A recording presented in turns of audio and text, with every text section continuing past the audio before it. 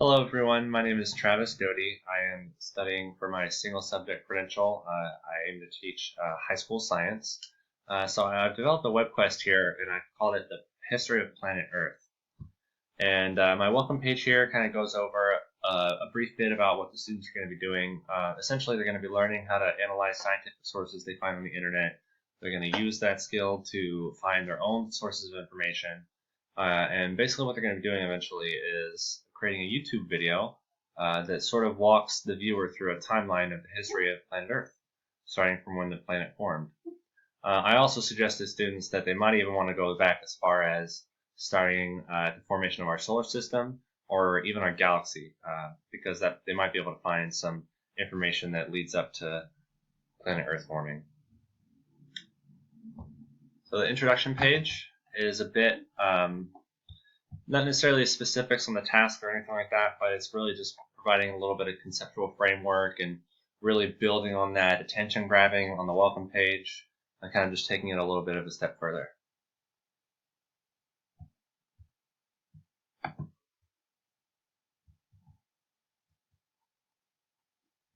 The task page here really starts to go into a lot more detail on exactly what the students are going to be doing.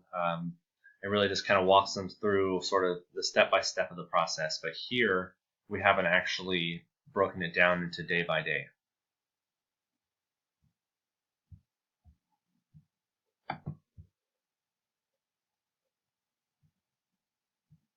So the process is really the bread and butter of this WebQuest.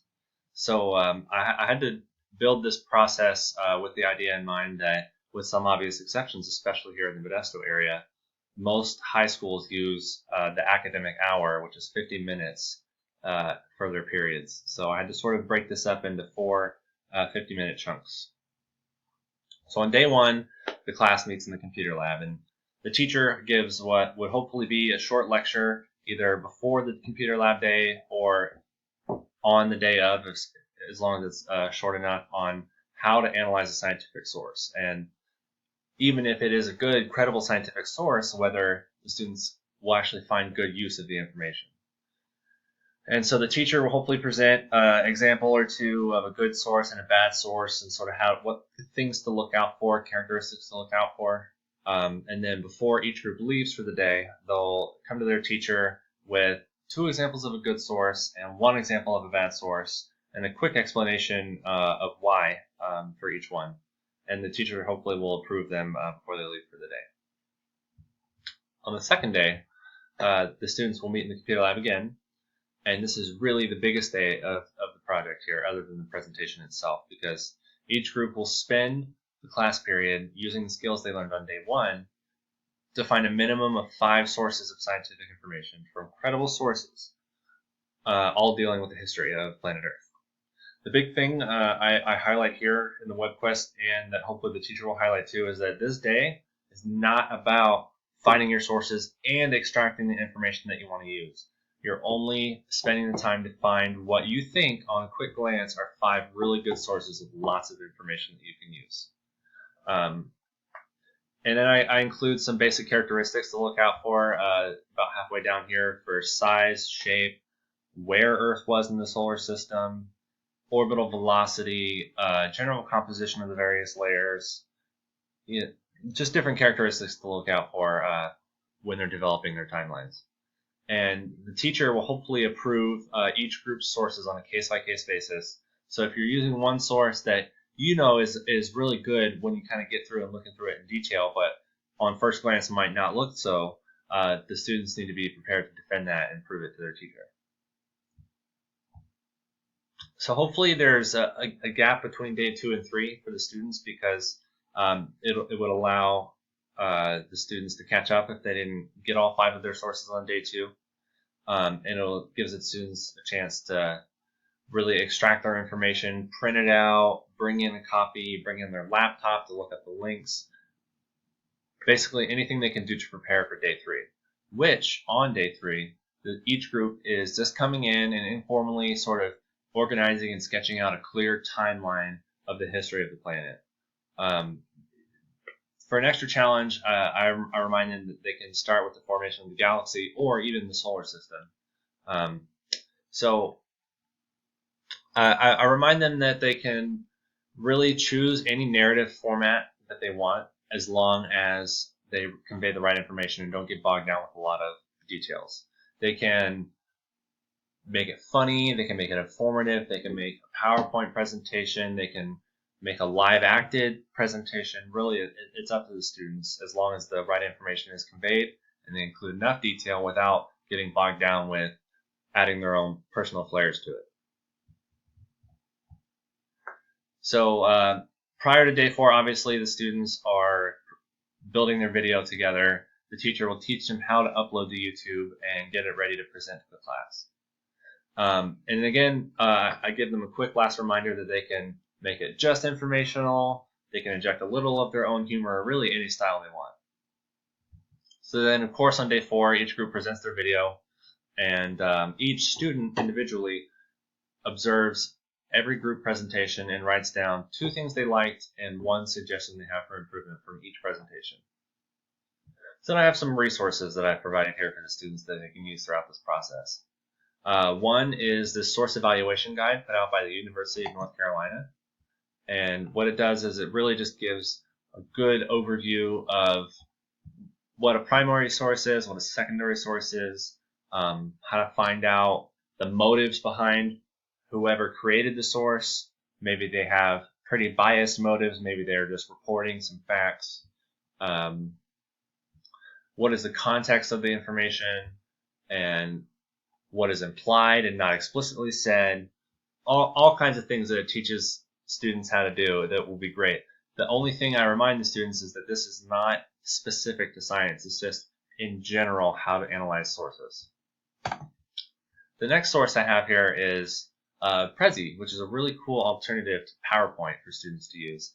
And what it does is it sort of presents the information in a very visually appealing way, which requires a lot of extra setup, which I warned them, but if the students take the time to really format the presentation, it can look very, very, very cool.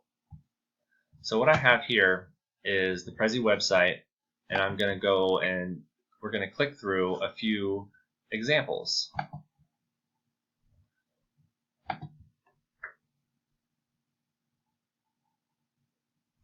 So what I'm going to do is I'm just going to click through the first 5 or 6 slides of this Amazon Animals presentation to kind of give you an idea of the sort of visual transitions and animations that you can use. And again, even people who are not computer programmers or graphic designers can make some very, very amazing presentations with this software.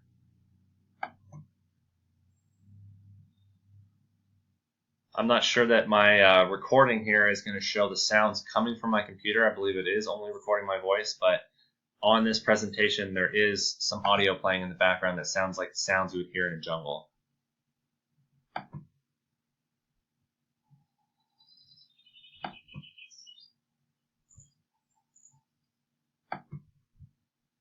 So you can see there's a central background image, and then it keeps transitioning, a cool animation going from one thing to the next and showing a little bit of information.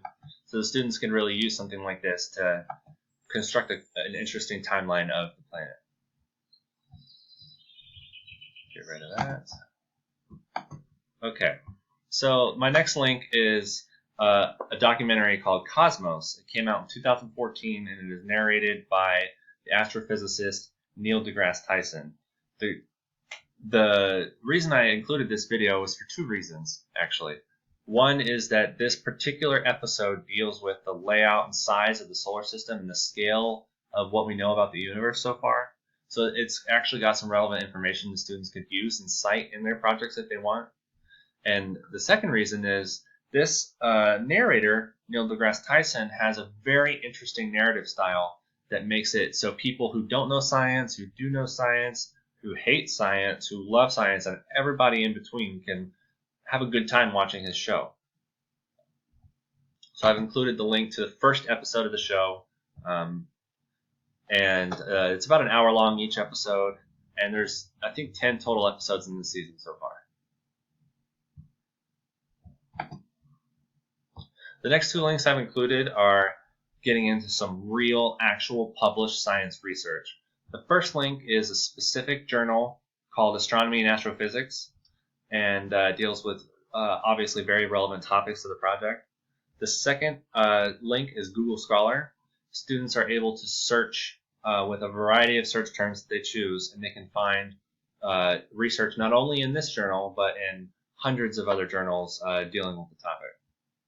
So let's take a look at the specific one first. This is just their website.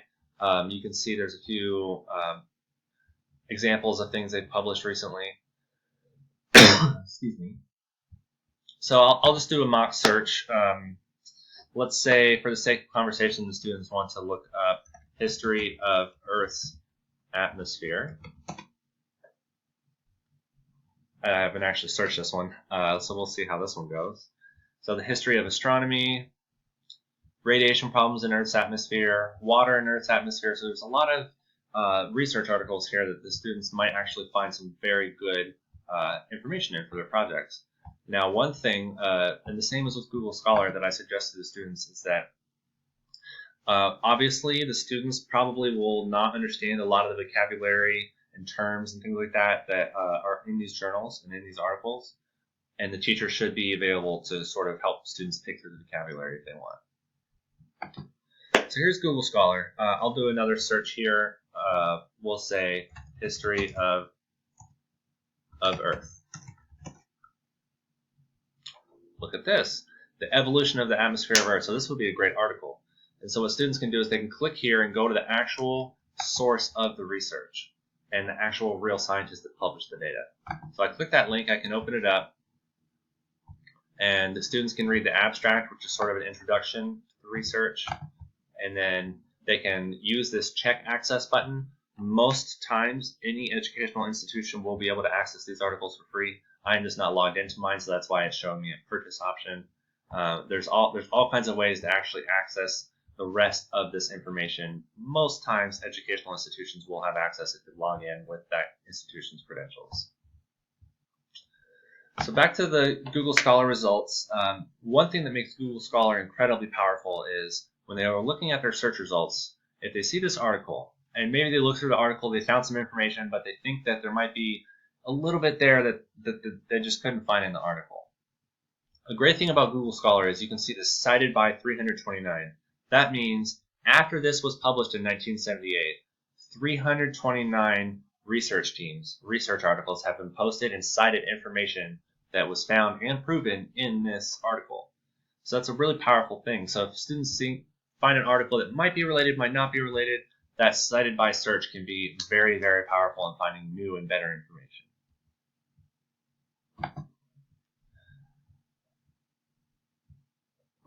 So on the evaluation page, I kind of just post a rubric here.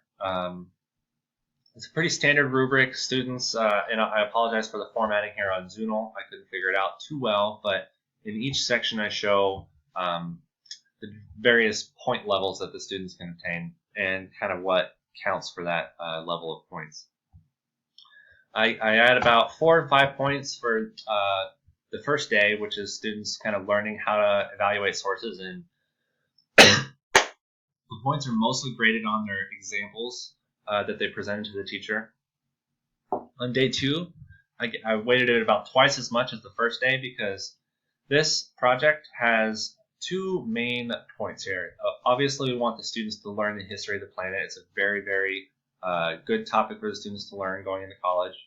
And number 2, regardless of what major that students choose in college, they often will have to take a couple science classes.